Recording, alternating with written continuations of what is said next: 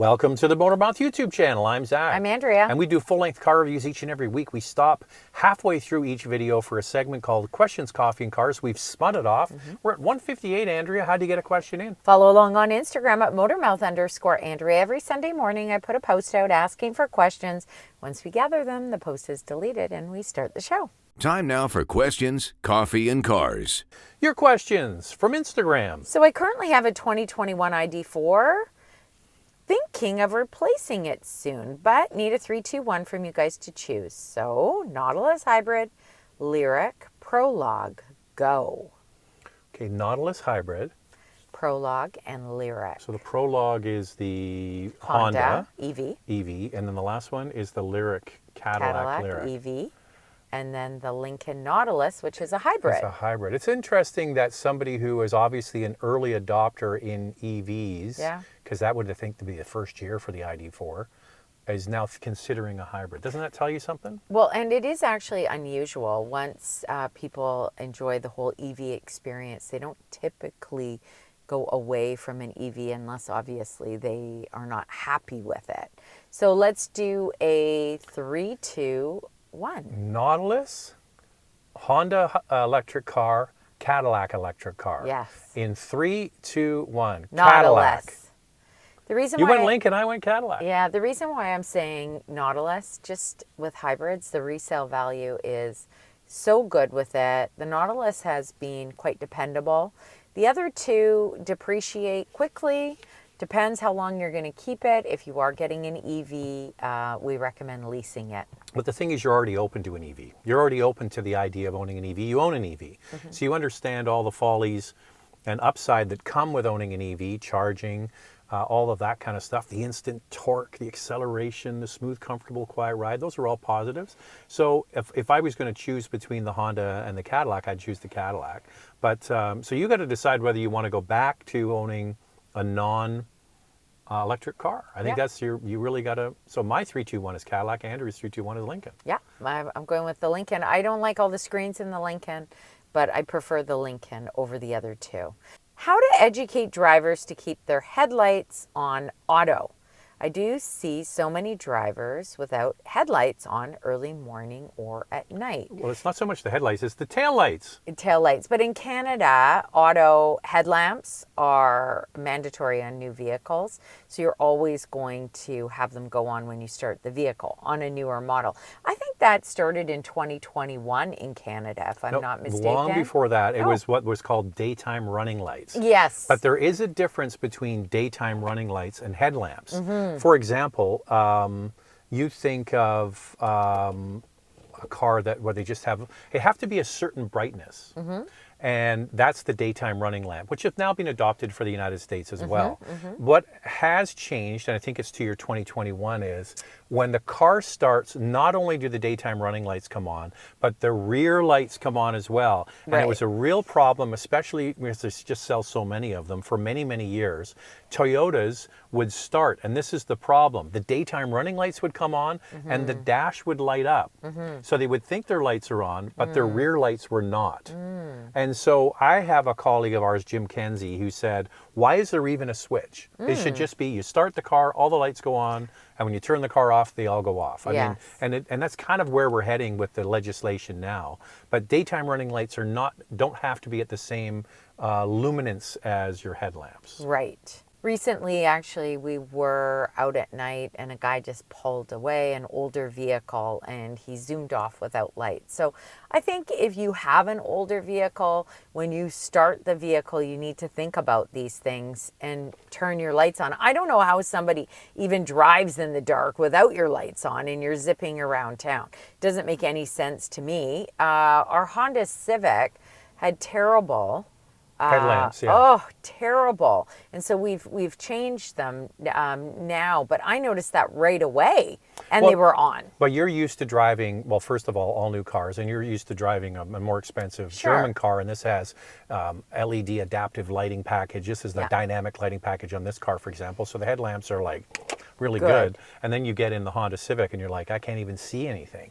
It's interesting because last week we were in Spain for EV days with Kia, and they gave us an EV3 to drive back from about almost a 2-hour drive from the resort area back to Barcelona. And our colleague was driving, and he had the daytime running lights on. Yeah. And they didn't have the regular headlamps No. on. And I said, I don't think your headlamps are on. And you switched them on, and it was like, whoa, what a difference. Yeah, So- and he didn't notice that at first. Yeah. So I was kind of surprised by that. Anyway, I think you just have to make a conscious effort to turn them on if you don't have it being automatic. Is the Macan actually worth the price given other cheaper options? I know that this is very subjective. Yeah, well, it's a Porsche, right? You're going to pay extra for a Porsche. I think the Macan is pretty special. It handles really well. But you're right, there are other options. There's the Genesis GV70, which is offering a more affordable price point with a whole lot of features. Macan, you're going to buy it. There's lots of extras. Your price is going to increase, but I still really love it. But also, Porsche as a brand has great resale value. So yes, it's what I call dollars in, dollars out. So you're going to pay more for it, but you're, hopefully going to get good money when you go to trade it in or sell it. Love you guys, my favorite car reviewers. Thank you. You got me thinking last week with the size of screens. Honestly, does it really matter?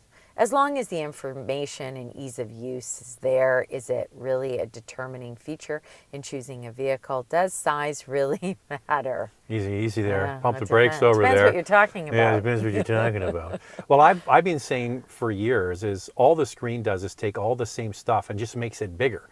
You still be able to, use your phone, listen to the radio, put a map on, all those kinds of things. It's just bigger.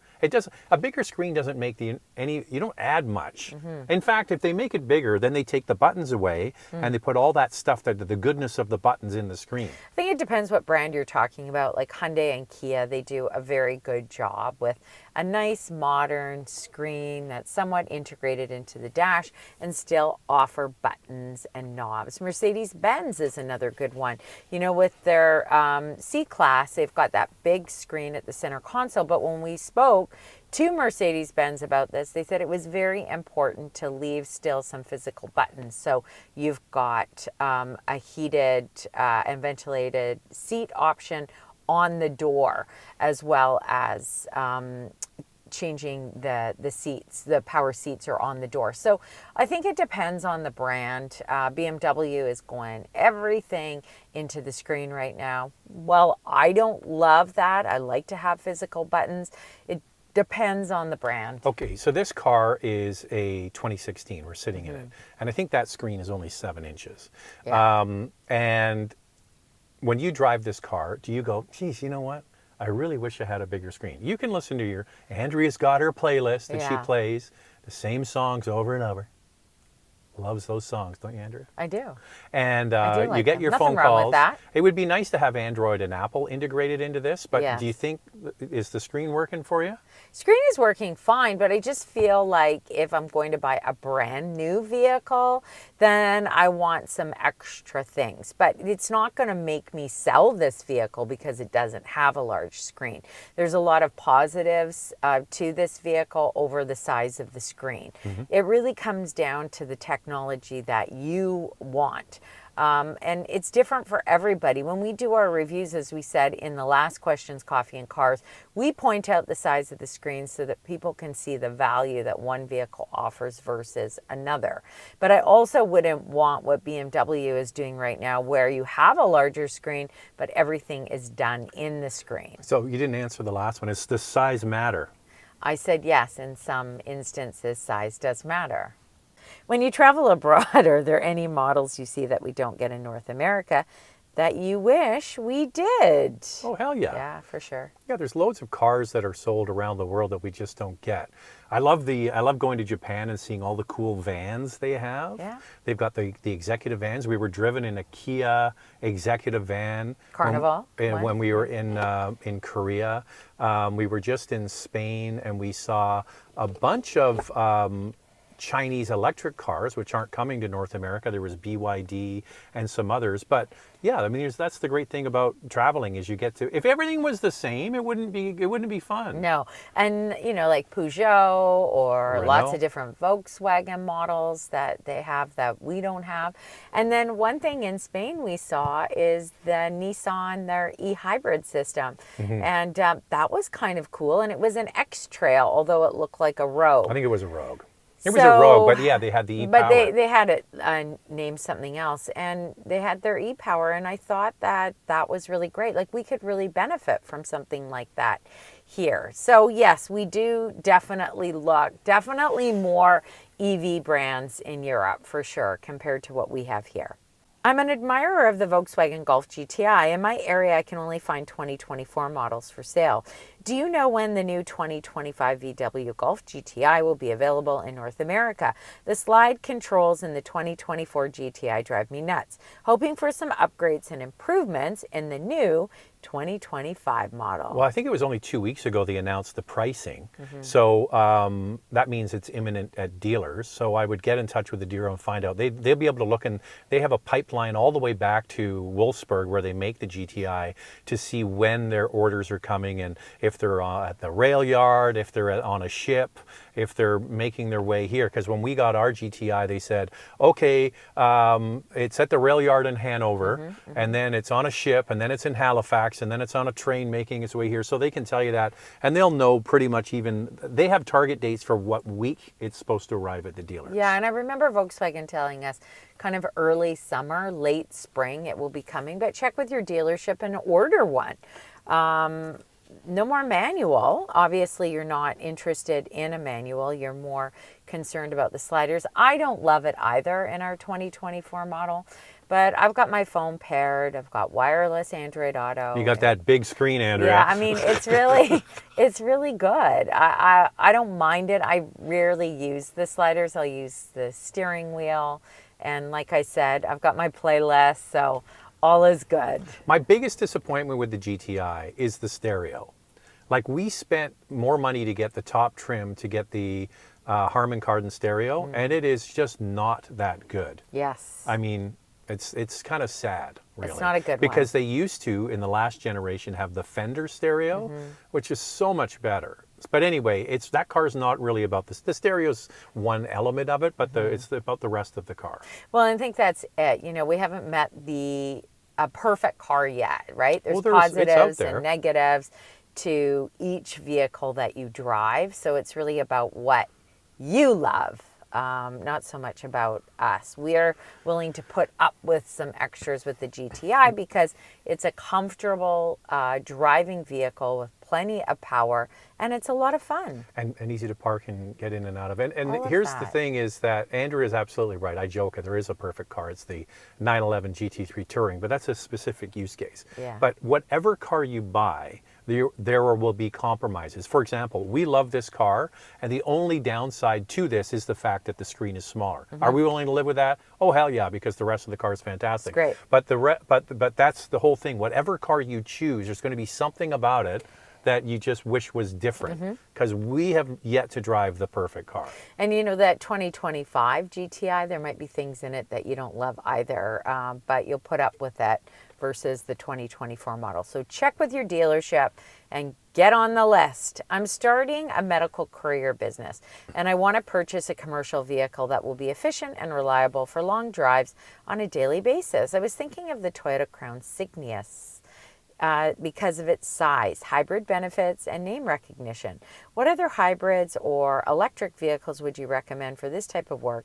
And is it wise to even consider a full electric versus a hybrid? I trust your advice.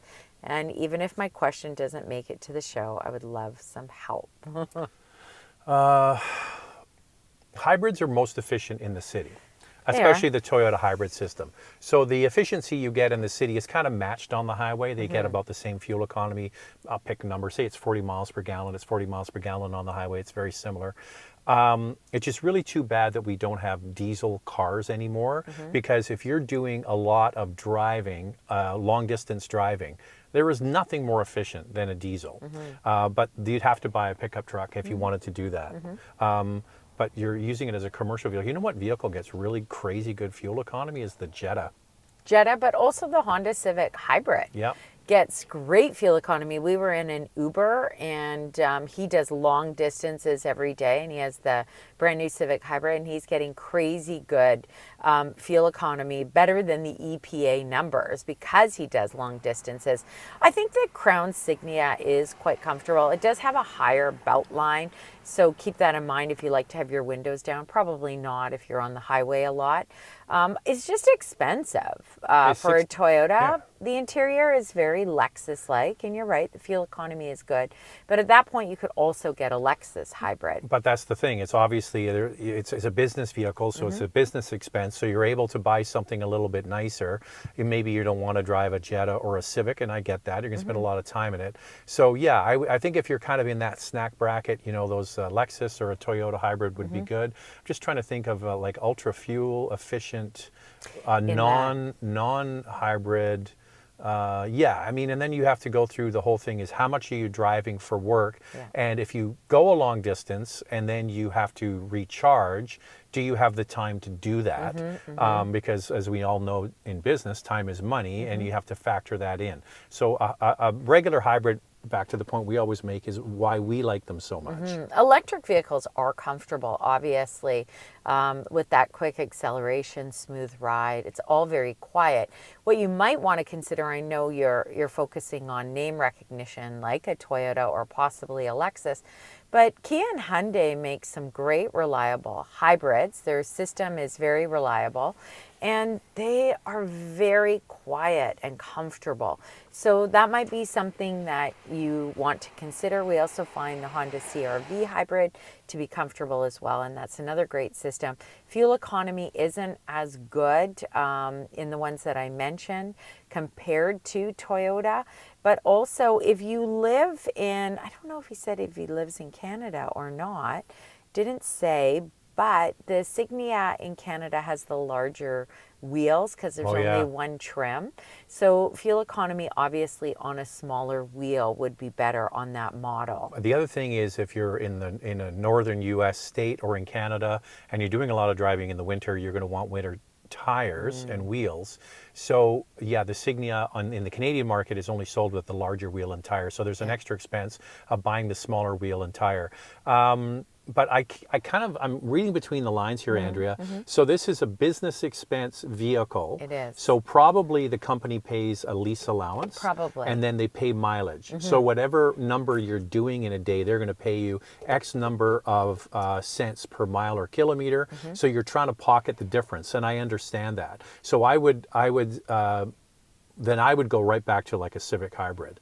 You're going to get, it's a very comfortable car, it's nice on the highway, but you're going to be able to eke out great fuel economy and then pocket the difference from what the company's paying you to what you're actually using. Another one you may want to consider is the Toyota Camry hybrid. Yeah. It's also really comfortable. It's spacious. It's bigger than the Civic. I find it a little bit easier to get in and out of than the Civic.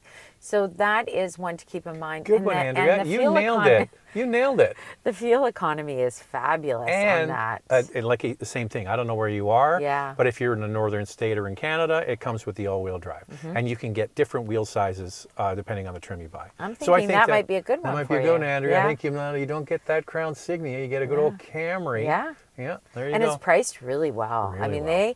Toyota has come in really aggressive with that model.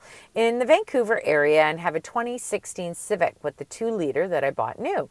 It's been a great car both in the city and on my winter ski trips to the interior. I'm thinking about getting something a bit bigger for home projects. I was looking at the 2025 Maverick, but wonder if I'll miss the fun driving of the Civic in sport mode. Is there anything else I should consider?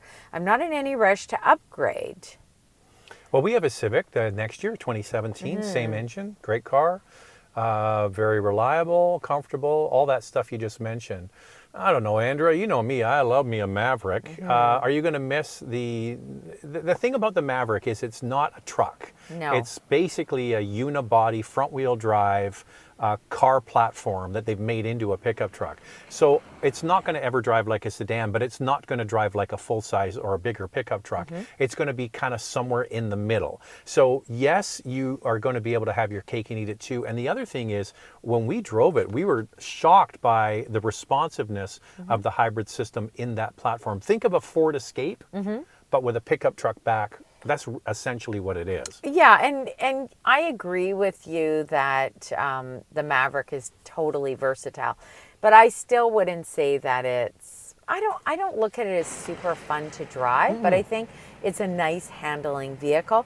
One that you may want to consider if you really want an engaging drive in the non-luxury category is go with a Mazda, the CX-5, the CX-50. You could even get the CX-50 hybrid that has the Toyota powertrain if you're really interested in fuel economy. Boy, Mazdas handle really well, and I think if you get in one and you're looking for that dynamic drive, you'll be pretty pleased with a Mazda. So back to the last question, the person was asking about a vehicle that's good on fuel and you're running it as a business. So the CX-50 would be good for that too. We didn't think of that one. No. I'm still going with Andrea's Camry though, but the CX-50. So there's some food for thought there. Yeah, and but I love a Maverick. And I just want to say about the CX-50 hybrid, you have to try it because the seats are short. So some people complain that there's not enough thigh support, and you're thinking of, obviously, if you're a business vehicle, maybe you're doing longer trips. So just make sure that that seat's comfortable in the CX-50 hybrid. All right. I'm tired now, Andrea. I know we covered a lot. I feel like we covered a lot. But we also last week flew all the way to Spain for 3 days and then flew back. And I got to tell you, as the years add up, I don't recover the way I used to. Or maybe it was all of the ham that we ate. Oh my God. And the great Spanish wine that we drank. That might have something to do with it. Plus, I have to say, we really didn't get much sleep there because we stayed up late and then the program started a bit earlier. So I think we were only getting 6 hours a night, but we were really going for it, having a lot of fun because we were only there for a short time. And then on the last night, Zach and I had to get up at 20 to 4 in the morning to get an early flight. Didn't we go to bed at 1 or something? Yeah, so we were joking because I think we were still up. And all of a sudden, Zach says, we're sitting around in the bar, and he says to me, She's just pulling an all-nighter. It's 1:30. It's 1:30. Was it 1:30? Yeah, and I said, oh my gosh, we better go to bed. So literally we got 2 hours sleep. Of course, it's a 10-hour flight home from Frankfurt to Vancouver, so we were able to sleep. But it's just not the same. That airplane sleep is so good. You get the best sleep of your life on an airplane. Not so much. It's like catnapping, So this is the way it went. We went out for a great meal, got the ham, got the steak, got the red wine. Then we get back to the hotel, and I'm like an idiot. I say, hey, who wants to go for a nightcap? Yeah. So we go to the bar at the hotel to have a nightcap, and then we realize it's 1:30 and we're getting up in 2 hours. I'm always up for a nightcap. I like to stay up. I actually said, the PR person said, oh, you guys are going to come for a nightcap? And I said, well, let's double check with Zach, because sometimes he's hit and miss, especially if he has to get up early. And I actually said, maybe we should just do an all-nighter, because it was only 2 hours of sleep. And I think sometimes you feel better if you don't sleep. You would feel now if we pulled an all-nighter?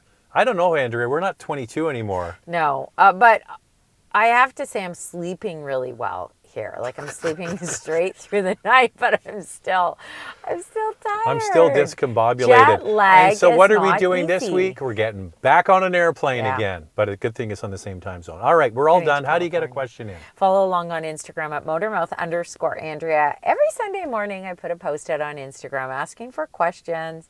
Once we gather them, the post is deleted and we start the show. Thanks for watching, and thank you for all your questions. Bye-bye.